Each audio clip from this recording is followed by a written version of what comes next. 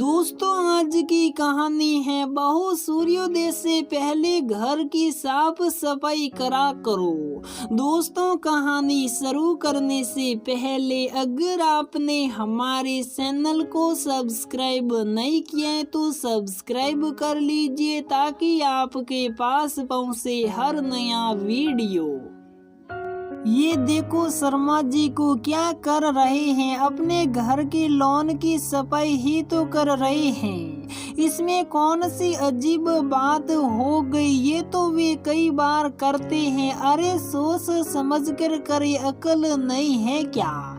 इसमें अक्ल की क्या बात है, पहले भी तो करते थे तुम तो अकल के पीछे लट लेकर दौड़ लगा रही हो, कुछ समझती ही नहीं। अरे अब घर में बहू आ चुकी है, अब इसी तरह घर का काम करेंगे तो बहू सिर पर चढ़कर नाचेगी नहीं क्या?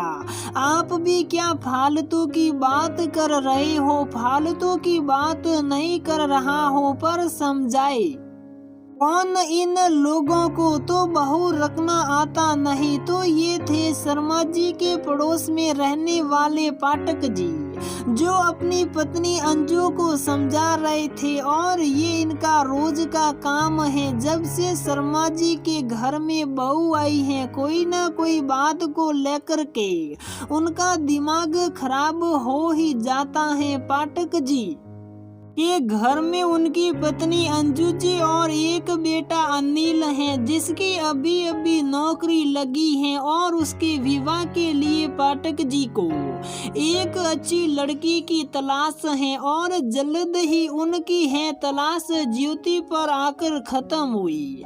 बात पक्की होने पर पाठक जी सगाई का न्योता लेकर के शर्मा जी के घर गए तो उनकी बहू ने ही दरवाजा खोला, जिसे देखकर पाठक जी का दिमाग खराब हो गया।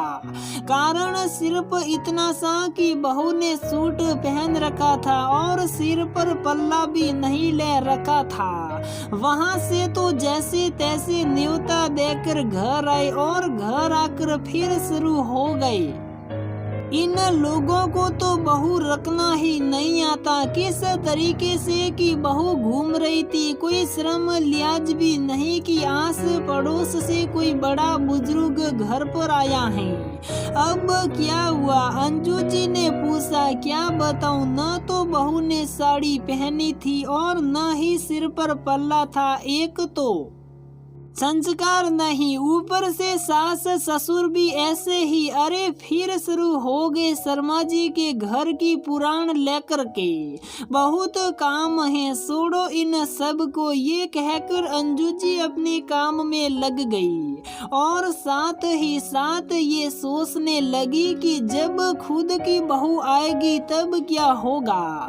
या तो ससुर ही सास बन बैठा है। खैर सगाई का सारा काम अच्छे से हो गया। अब अंजू जी शादी की तैयारियों में लग गई, क्योंकि शादी में सिर्फ 1 महीने का समय शेष रह गया। लेकिन अभी भी पाठक जी का वही आलाप अंजू जी ने कई बार समझाने की कोशिश की, पर हालात वही। अनिल ने कहा, मम्मी छोड़ो, आप ध्यान मत दो, अपने आप चुप हो जाएंगे। कल को घर में जो बहू आएगी उसके साथ भी ऐसा करेंगे तो अच्छा थोड़ी ना लगेगा, उसे भी तो थोड़ी आजादी चाहिए। अंजू ने कहा, जो होगा देखा जाएगा, आप टेंशन फ्री रहो। अनिल ने कहा। नियत तिथि पर अनिल और ज्योति का विवाह हो गया और ज्योति बहू बनकर घर में आ गई। 2-3 दिन तो रस्मों रिवाजों में ही निकल गए,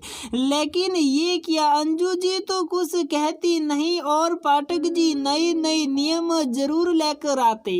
सिर पर पल्ला रखा करो सूर्य उदय से पहले ही। घर की साफ सफाई हो जानी चाहिए, ब्रह्मा मुहूर्त में उठना चाहिए, आदि आदि इतने नियम की अंजू जी भी जब बहू बनकर आई थी तब उन्होंने भी नहीं माने होंगे। ज्योति के लिए भी सिर दर्द ही था। सास तो कुछ कहती नहीं और ससुर अकेले ही सास बनकर बैठे थे। हालांकि ज्योति ज्यादा कुछ कहती नहीं, जो बन पड़ता वहाँ कर लेती, पर इतने नियम वहाँ भी आज के वक्त में कैसे संभव हैं। एक दिन यूं ही अंजू जी ने अनिल से कहा कि बेटा कुछ करो, इस तरह से तो काम नहीं चलने वाला। सुबह सुबह ब्रह्मा मुहूर्त में उठकर नहा करके घर की साफ सफाई करना, वह भी ठंड के मौसम में। बहू भी इंसान है, जानवर थोड़ी ना है। दूसरे दिन अनिल ज्योति को उसके मम्मी पापा से मिलाने के लिए ले गया, पर जब आया तो अकेला ही आया। पाठक जी ने पूछा कि बहू कहाँ है, तो अनिल ने कहा कि मैं उसे वहीं छोड़ आया हूँ। क्यों पापा, कितने नियम कायदे जो खुद भी कहीं नहीं माने, वहाँ भी आप उससे मनवाने की कोशिश कर रहे हो। सोचा था बहू भी घर की सदस्य हैं, पर आपने कभी माना नहीं, इसलिए छोड़ आया हूँ। क्या बकवास कर रहे हो, नियम कायदे मानने के लिए ही तो होते हैं और बहुओं को तो नियम मानने ही चाहिए। नहीं पापा, जो नियम खुद ना माने जाए उसे कम से कम किसी से मनवाने का हक तो किसी को नहीं। लेकिन कुछ नहीं पापा, बस ये मेरा फैसला है। ऐसा कहकर अनिल अपने कमरे में चला गया। अंजू जी ने पाठक जी से कहा, अभी तो बहू गई है, शुक्र मनाओ तुम्हारा बेटा तुम्हारे पास है। ये क्या कह रही हो तुम? सही तो कह रही हूँ, अभी तक उसका दिमाग फिरा नहीं है, नहीं तो बहू को लेकर खुद अलग हो जाता।